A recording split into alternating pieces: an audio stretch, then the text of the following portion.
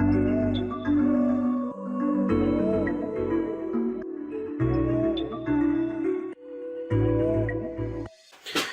this video, I will try to explain the scope chain in JavaScript.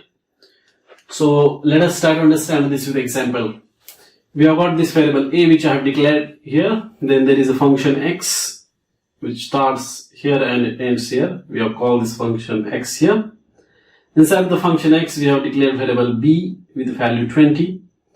Then there is the function there. Inside of the function x, there is function y. Inside the function y, we have got variable c and its value is 30, and we have called the function y. So in the scope chain, what happens is that whenever you try to access any variable, JavaScript will follow the scope chain to find out if the variable can be accessed and printed, say for example. So here we are trying to print variables a, b and c. So this is how scope chain works. So it wants to access a here. That means it wants to print a. So what happens is that it will check in this particular scope. So whenever you see this opening and closing curly brackets in JavaScript, it creates the scope. So it checks here and it doesn't find a.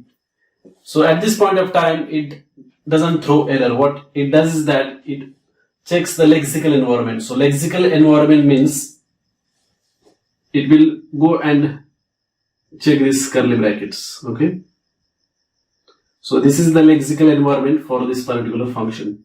So what it will do is it will come here in this function and then see if a is defined in this particular scope. So here also it is not able to find this a. So what it does is that it goes outside of this particular scope. So this is the global scope, as you can see here. And here it finds this a. So it is happy, it gets the value of 10, prints the value of a as 10. Next, it wants to access b. Again, same process will be followed. It will check in this scope. It doesn't exist, so it will go outside of this particular outer scope, we can call it, or the lexical environment. So it finds b here, it prints the value of b, 20. And finally, it tries to access c, and c is available in this particular scope, this function y scope, so it is happily printing 30. That's it. That's how the scope chain is followed, and then it tries to access the variables. If you have more questions, let me know in the comments. Thanks for watching.